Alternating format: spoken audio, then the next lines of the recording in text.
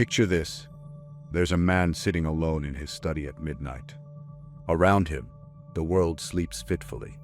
Millions of people tossing in beds, haunted by dreams they can't remember, reaching for phones to fill the void that gnaws at them even in darkness. But this man, he's wide awake, not scrolling, not consuming, not seeking. He's dialoguing with the deepest parts of his psyche, parts most people spend their entire lives running from. He's having conversations with aspects of himself that would terrify the average person into therapy. And through this seemingly impossible practice, he's become something society desperately wants to suppress. A man who needs nothing from the external world. You see, this isn't fiction.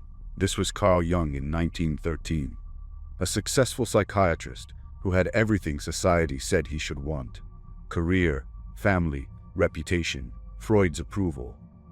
And then something happened that changed psychology forever. Jung began having visions. Europe drowning in blood. Ancient figures speaking to him. Dreams so vivid they felt more real than waking life. His colleagues would have called it a psychotic break. Jung called it the most important journey of his life. What Jung discovered during his descent into what he called the land of the dead wasn't madness. It was the secret to becoming psychologically complete, the secret to meeting nothing from anyone. And when he emerged from this inner journey, transformed, unshakable, whole, he became the most dangerous type of man imaginable. Someone who had found the source of meaning within himself.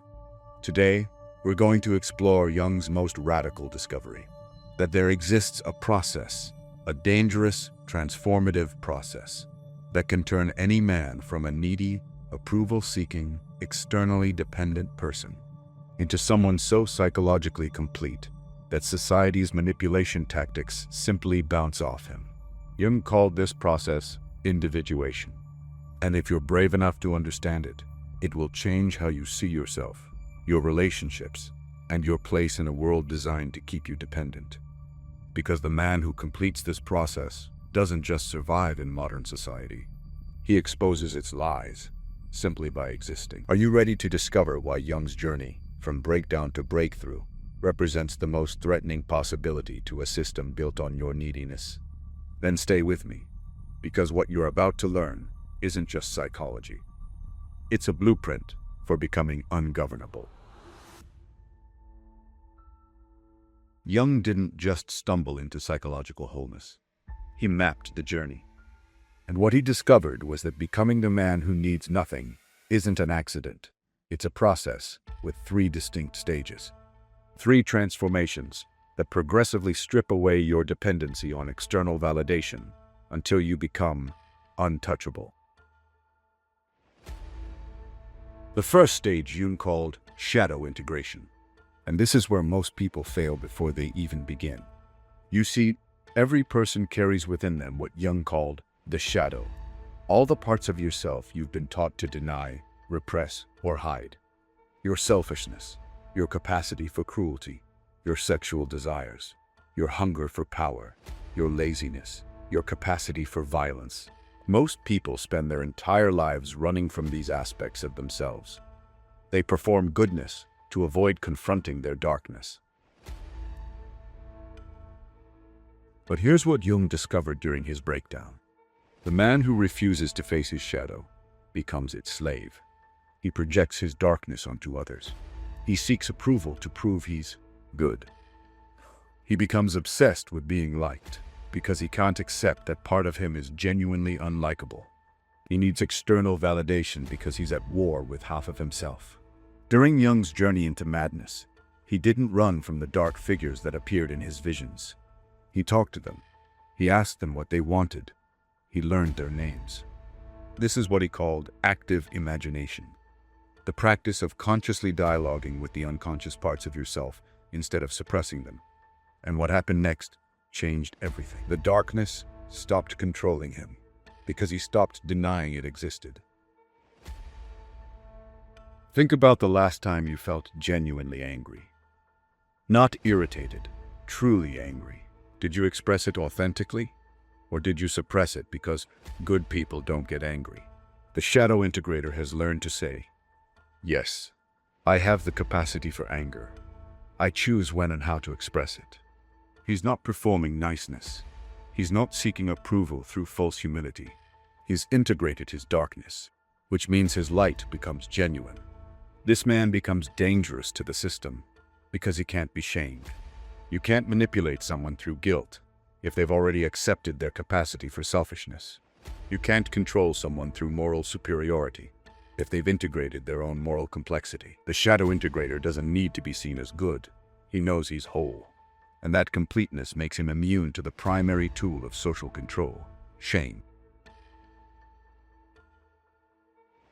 But shadow integration is only the beginning.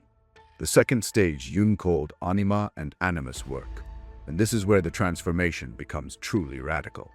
Jung discovered that every man carries within him a feminine soul image called the Anima, and every woman carries a masculine soul image called the Animus. For men, the Anima represents everything society has taught you to project onto women: your emotional depth, your intuition, your capacity for nurturing, your connection to beauty, your ability to receive rather than always give. Most men spend their lives projecting these qualities onto women, then becoming dependent on female validation to access these parts of themselves. You need her to make you feel emotionally connected. You need her approval to feel worthy of love. You need her presence to access your own capacity for softness. But the man who completes anima integration learns to access these qualities within himself. He develops his own emotional intelligence, his own intuitive wisdom, his own capacity for self-nurturing. He doesn't need a woman to complete him because he's learned to dialogue with his own inner feminine. This is what Jung meant when he wrote about the inner marriage, the union of masculine and feminine within the individual psyche. Jung would sit in meditation and have conversations with his anima, which he experienced as a feminine figure named Salome. He would ask her, "What do you need from me? What am I avoiding? How can I honor the feminine principle within myself?" This isn't fantasy. This is psychological science. Jung discovered that these inner figures, when consciously engaged, provide access to aspects of consciousness normally unavailable to the ego. The man who has integrated his anima becomes romantically dangerous. Not dangerous in a harmful way, dangerous in an attractive way. He doesn't need a relationship to feel complete, so he chooses relationships from strength, not neediness. He doesn't seek a woman to fix his emotional problems because he's developed his own emotional mastery. He brings wholeness to relationships instead of looking for someone to complete him. And that wholeness, it's magnetic in a way that neediness never can be. But even anima integration isn't the final stage. The third transformation Jung called self-realization, and this is where the individual becomes truly ungovernable. Jung discovered that at the center of every psyche lies what he called the self, not the ego, but the totality of conscious and unconscious, light and shadow, masculine and feminine, integrated into a unified whole. The self-actualized man has developed what Jung called the transcendentative function, the ability to hold paradox without needing to resolve it. He can be gentle and fierce, logical and intuitive, social and solitary, giving and receiving. He doesn't need to be consistent according to other people's expectations because he's discovered his own center. This is what Jung meant by individuation, not becoming unique or special, but becoming undivided. Here's where things get mystical, but Jung was a scientist, so bear with me. The self-actualized man begins experiencing what Jung called synchronicity, meaningful coincidences that seem to bridge the inner and outer worlds. He thinks of someone and they call. He needs information and it appears. He follows his intuition and doors open. Jung believed this happens because the integrated psyche becomes aligned with what he called the objective psyche, the deeper patterns that govern reality itself. This man becomes society's greatest threat because he's operating from a different level of consciousness entirely. He doesn't need their approval because he's found approval from his own self. He doesn't need their meaning because he's discovered meaning within his own journey. He doesn't need their security because he's found security in his own psychological wholeness.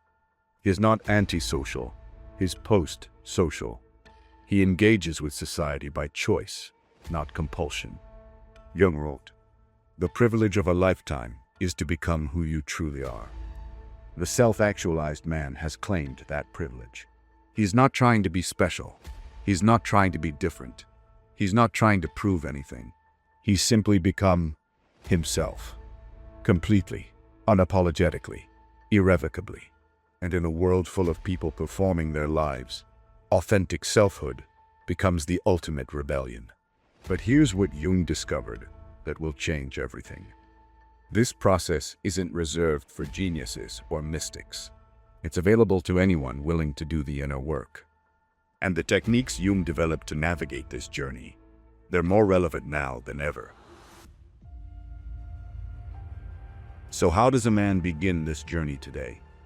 How do you practice Jung's individuation process when you're surrounded by notifications, distractions, and a culture designed to keep you externally focused? Jung himself gave us the answer, and it's simpler than you think. But first, you need to understand why this work is more crucial now than it was even in Jung's time. In 1933, Jung wrote something that sounds like he was describing 2025. About a third of my cases are not suffering from any clearly definable neurosis, but from the senselessness and aimlessness of their lives. I should not object if this were called the general neurosis of our age. Jung predicted the mental health crisis we're living through right now. The anxiety, the depression, the endless seeking for meaning in external achievements. He saw it coming because he understood something most psychologists still don't. Jung discovered that the psyche operates on a principle of compensation. When society pushes too far in one direction, the unconscious pushes back in the opposite direction. Our hyperconnected, extroverted, social media-obsessed culture has created a massive psychological imbalance, and the unconscious is compensating by creating people who desperately need solitude, depth, and inner connection. Think about it, the rise in social anxiety, despite being more connected than ever. The epidemic of depression in the most materially prosperous generation in history. The desperate search for authentic experiences in a world that feels increasingly artificial. Jung would say, these aren't disorders to be medicated away. They're the psyche's way of calling you home to yourself. So here's how you begin the actual work. Jung developed a technique called active imagination, and it's the key that unlocks everything. This isn't meditation where you empty your mind. This is conscious engagement with your unconscious. First, find 20 minutes when you won't be interrupted. No phone, no distractions. Sit quietly and let your mind settle. Jung said to sink into your current mood. Don't try to change how you feel. Just be present with it. Then, ask a simple question. What do I need to know right now? And wait. Watch for images, voices, sensations, or memories that arise. Here's what separates active imagination from fantasy. You don't control what appears. You engage with it. If a figure appears in your mind, maybe an angry version of yourself, or a wise old man, or even an animal, you don't dismiss it. You ask it questions. Who are you? What do you want? What are you trying to tell me? Jung discovered that these inner figures have their own intelligence. They're not just projections. They're autonomous aspects of your psyche trying to communicate. Let's say an image of your father appears, but he's angry. Instead of pushing it away, you might ask, what are you angry about? What do you need from me? How have I been avoiding this? The answers that come, often surprising, sometimes uncomfortable, represent parts of yourself that need integration. This is how you begin reclaiming the energy you've been projecting onto others. Jung always emphasized, write it down, draw it, make it concrete. The act of recording your active imagination sessions transforms psychological energy into consciousness. Keep a journal specifically for this work.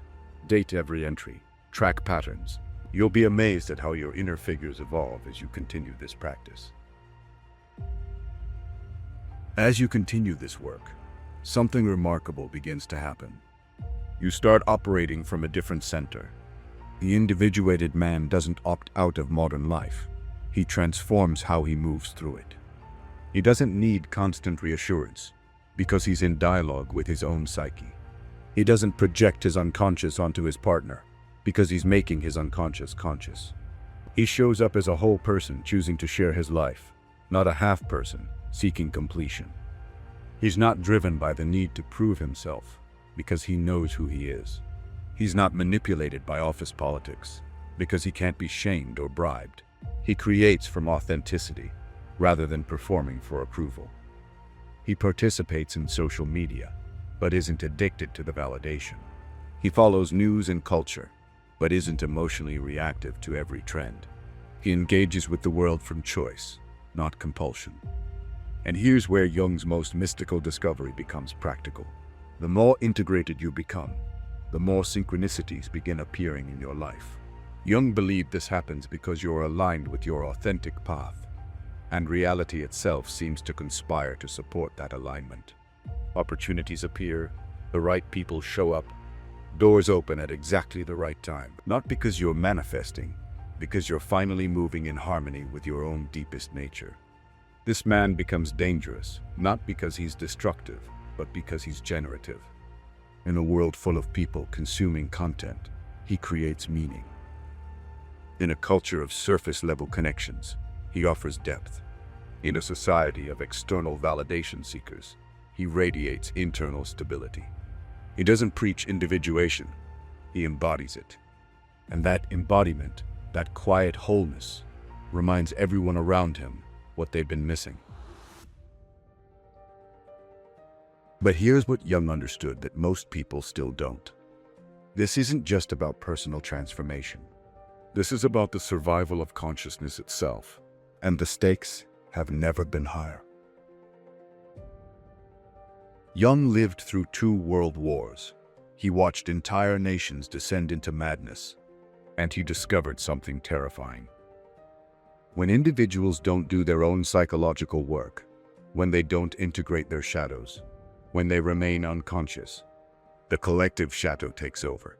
Jung wrote, "The mass-minded man has no thoughts of his own. He relies on public opinion and the values it provides. Look around you. What do you see? Political movements that demand total allegiance. Social media mobs that destroy lives over single mistakes. Corporate cultures that reduce humans to productivity metrics.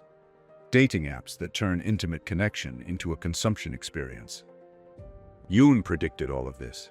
He called it mass psychosis, what happens when unconscious people aggregate their unexamined shadows into collective movements. Jung's radical insight was this: the only antidote to mass unconsciousness is individual consciousness. Every person who completes their individuation journey creates a pocket of awareness in the collective unconscious. You don't change the world by joining movements. You change it by becoming whole. As Jung put it, the world hangs on a thin thread, and that thread is the psyche of man. It is not the reality of the hydrogen bomb that we must fear, but what man will do with it. We are living at the most dangerous point in human history, not because of external threats, but because of internal unconsciousness. We have godlike technological power in the hands of people who haven't done the psychological work to handle it wisely. Social media algorithms that exploit psychological vulnerabilities. Political systems that amplify tribal shadows. Economic structures that profit from human unconsciousness. You have a choice right now. You can continue living unconsciously, reacting to triggers, seeking external validation, projecting your shadow onto others, remaining dependent on systems that profit from your psychological immaturity. Or you can begin the most important work of your life, the work of becoming who you actually are. It won't be comfortable. Jung warned, there is no coming to consciousness without pain. You'll have to face parts of yourself you've been avoiding. You'll have to withdraw energy from external drama and turn it inward. You'll have to develop a relationship with solitude that feels foreign, in our hyper-connected world. You'll have to practice active imagination when everyone else is scrolling mindlessly. You become ungovernable. Not ungovernable in a destructive way, ungovernable in a sovereign way. You can't be manipulated by fear because you've faced your own fears. You can't be controlled by shame because you've integrated your own shadow. You can't be bought with approval because you've found approval within yourself. You become what Jung called a man who stands on his own feet, psychologically, spiritually, authentically. So here's my challenge to you. Begin tonight. Take 20 minutes. Sit quietly. Ask your psyche, what do I need to know? Start a journal dedicated to this work. Begin the conversation with your unconscious that Jung started over a century ago. Look in the mirror and admit what you've been avoiding. What aspects of yourself do you judge in others? Where are you still seeking external validation? What would you do if you truly didn't need anyone's approval? These questions will lead you to your shadow. Start there. Make active imagination a daily practice, even 10 minutes. Notice what triggers you. That's your projection, calling you home. Pay attention to your dreams. They're letters from your unconscious. Withdraw from social media when you notice you're seeking validation rather than expressing authentically. This isn't a 30-day challenge. This is a lifetime's work. Jung called individuation the task of the second half of life. But in our accelerated world, it needs to begin much sooner. You're not just transforming yourself. You're contributing to the transformation of human consciousness itself. Every person who becomes whole creates more space for wholeness in the world. Jung wrote his final words about individuation in a letter shortly before his death. The privilege of a lifetime is to become who you truly are. Most people will never claim that privilege. They'll live and die as strangers to themselves, projecting their unlived lives onto others, seeking in the external world what can only be found within. But you have the opportunity to become something dangerous. Dangerous to systems that profit from unconsciousness. Dangerous to cultures that thrive on projection and blame.